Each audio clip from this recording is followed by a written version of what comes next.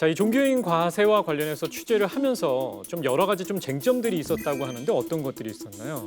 네, 먼저 종교인 과세가 종교 분리의 원칙이나 종교의 자유를 침해한다라는 그런 주장들이 있는데요. 모든 소득이 있는 곳에는 세금이 있다. 또는 모든 국민에게는 납세 의무가 있다라는 주장도 있고요. 네. 우리 개신교는 결혼을 해서 이제 가족들이 있다 보니까 좀 생활비도 좀 많고 그래서 그 세금을 부과하는 분들이 있기 때문에 그 반발도 있었던 것 같기도 해요. 이거는 세금이 있건 없건 원천 징수를 했건 안 했건 교회가 반드시 해야 됩니다. 목회자분들이 세금을 내고 싶은데 몰라서 못 내는 부분은 우리가 도와드리고 싶다. 그래서 어떤 그 인터넷 사이트 시스템을 만들었습니다. 네. 2018년부터 시작한 거는 그 만시지탕에 감이 있지만 잘 된 거라고 생각이 들고요. 그런 면에서 우리 개신교가 더 많이 반성하고 우리가 사랑을 실천한다는 관점에 좀 더 적극적인 사고가 이 세금 문제를 바라보는 쪽으로 네. 좀 바뀌었으면 하는 바람입니다. 종교인 과세에 대한 사회적 논의는 수십 년에 걸쳐서 다양한 흐름으로 진행되어 왔습니다. 네. 그러다 보니 정확한 정보 전달이 더 필요할 텐데요. 현재 진행되는 종교인 소득 과세에 대해서 최호윤 회계사님께서 자세히 설명해 주시겠어요? 종교인 과세, 정확하게는 종교인 소득 과세죠. 네. 우리 세법 기준은 소득이 있는 곳은 또 어떤 교회, 지역교회에 소속돼서 사역하면서 정기적으로 받으면 다 근로소득으로 과세하도록 되어 있습니다.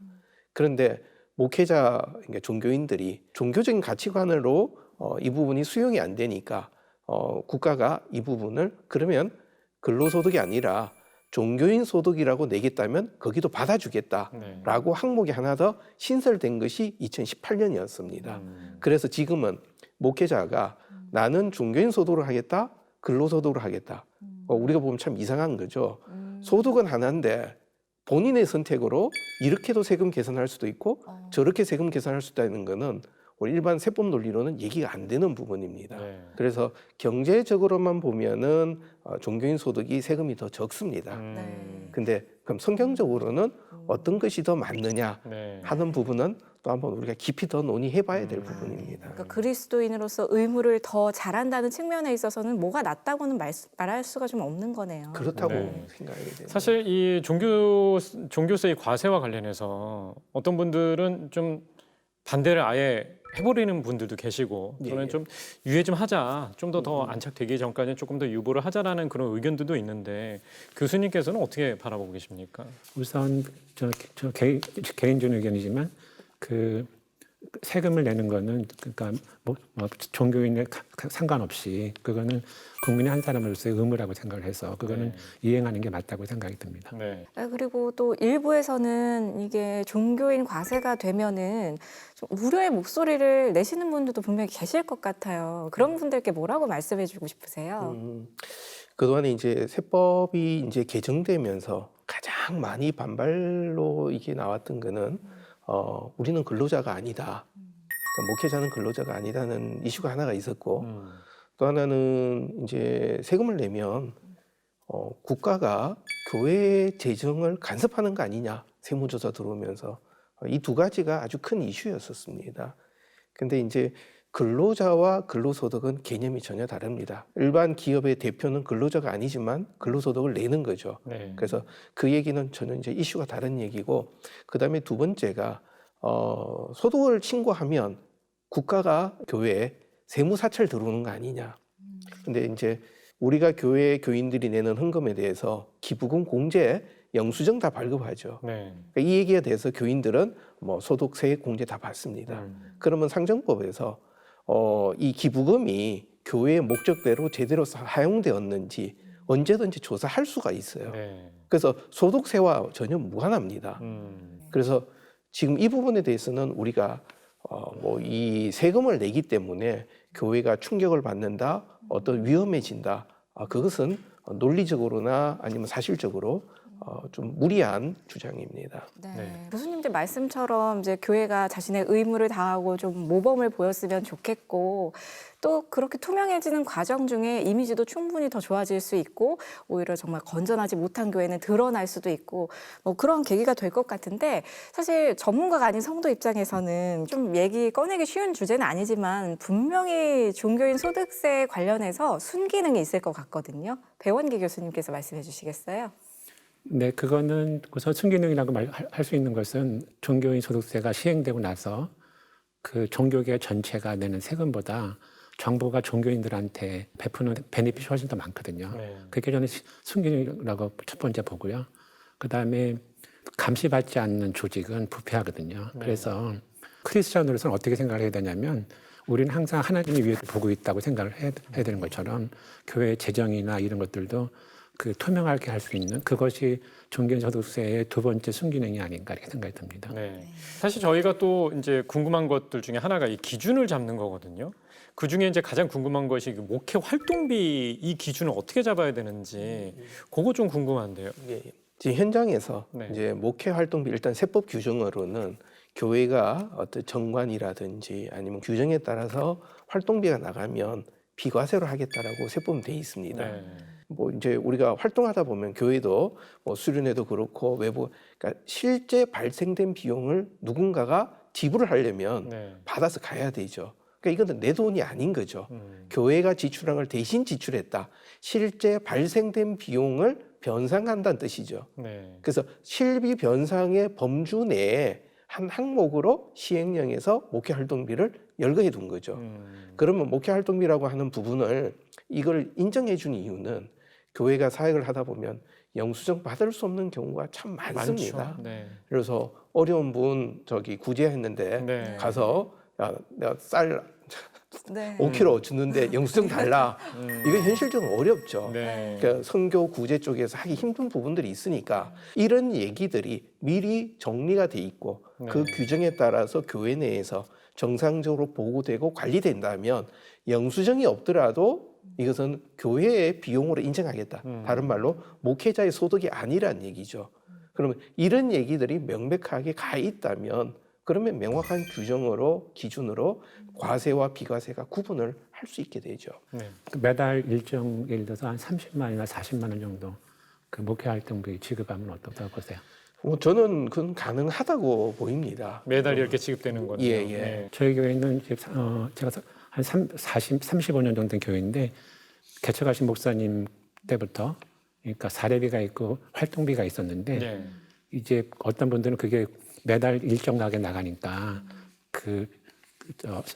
소득세 신고 대상이 아니야 이렇게 말씀하시는 분들이 있는데 그 목사님 말씀은 이렇게 활동하시는 걸 보면은 일반 성도들한테 그러니까 표시하지 않고 도와줄 분들이 많이 있나 봐요. 과거부터 이렇게 관행적으로 했으면 그거는 저도 최 대표님 비슷하게 그 비과세를 하는 것이 맞지 않을까 이렇게 생각이 듭니다. 근데 지금 말씀해 주신 것처럼 사실 성경적인 관점에서도 오른손이 한 일을 왼손이 모르게 하라 뭐 이런 얘기가 있듯이 예, 예. 목회자 입장에서는 이렇게 선의를 베푸는 여러 가지 활동들을 이걸 세금으로 어떻게 매겨야 되는지 이것도 좀 궁금할 것 같은데요. 저는 여기서 이제 우리가 교회가 그기 때문에 상당한 시험이 저는 든다고 얘기를 합니다. 네. 오른손이 하는 일을 왼손이 모르게 해라.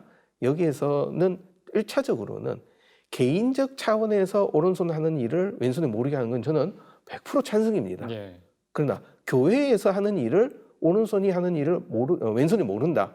다른 말로 A라는 분이 하시는 것을 다른 교인이 모른다면 이것은 교회가 하는 일이 아니란 얘기죠. 우리가 교회의 재정을 사용할 때는 교회가 어디로 어떤 의미로 쓰인다는 걸 분명히 알아야만 됩니다. 네. 그럼 교회 재정 안에서는 오른손이 한 일을 왼손이 무조건 알아야 되겠네요. 그렇죠. 네. 그것이 대외적으로 다른 세상에다가 네. 야 우리는 이런 좋은 일 한다고 막 자랑하고 그 얘기는 아니지만 네. 교회의 재정은 교회 내부가 공동체가 같이 관리할 책임이 있으니까 네. 관리해야 되죠. 네, 이제 목회하시는 분들은 뭘 하든지 정말 나 스스로 알아볼 수 있기라도 꼭꼭 적어놓는 연습이 필요할 것 같네요. 예, 예. 네. 네, 사실 이 시간을 통해서 성경적이면서도 이 공감할 수 있도록 하나님 나라를 위해 올바로 사용되는 재정을 위한 한국교회의 노력도 꼭 말씀드리고 싶습니다.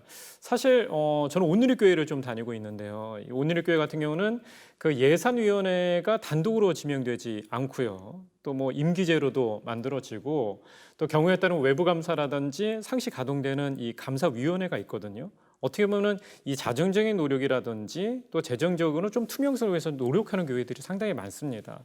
그래서 교수님께 좀 여쭈고 싶은 것이요. 사실 그 앞으로 이 교계 또 나누고 싶은 얘기가 좀 있을 거라는 생각이 좀 드는데 어떻습니까? 우선 개교회부터 말씀을 드리면 그 가장 중요한 거는 우리 회계사들 입장에서 보면은 권한하고 책임의 분산 그래서 네. 그 저희는 그 현금 회계하고 그다음에 장부 회계가 분리돼 있거든요. 그래서 그 통장 관리하는 분이랑 그 저 장부하는 거는 전 별도가 되는데 이렇게 네. 그렇게 좀 분리시키는 게 가장 필요하다고 생각이 들고요. 그다음에 회계감사는 그것도 이제 교회 규모에 따라는 다르긴 하지만 네. 사실 그 영리 기업들에 대한 그 회계감사 보고서라는 것이 그 내부를 모르는 사람들을 위한 보고거든요. 그래서 교회 안에서 자세하게 예산 보고하는 것보다는 그 압축돼 있어서 그렇게 썩 저는 그렇게 좋은 보고서라고 생각은 안 되는데 네. 이제 이해관계자들이랑 많이 이렇게 소통을 할 필요가 좀 있다고 생각이 들고요. 이제 교계에 대해서 말씀을 좀 드리고 싶으면은 어쩌면 우리 젊은 교인들이 자꾸만 떠나는 이유를 그것이 무엇인가를 좀 생각을 해보고 그 중에 하나가 제가 볼 때는 종교인 과세도 있을 수도 있고 그다음에 재정 물론 다 교회에서는 투명하게 하는데 그것들이 우리 젊은 사람들은 어떻게 생각하는지 네. 이런 것들을 좀 많이 생각해야 되지 않을까 생각이 듭니다. 네. 그런데 이 예산을 공개할 때 기업이나 정부에서 다 공개하는 건 아니고 공개 좀 비공개 항목이 있는 걸로 아는데요. 교회도 그런 규정이 필요한 거죠. 그러니까 이제 더 본질적으로 왜 공개하느냐가 더 저는 중요하다고 생각이 됩니다. 네.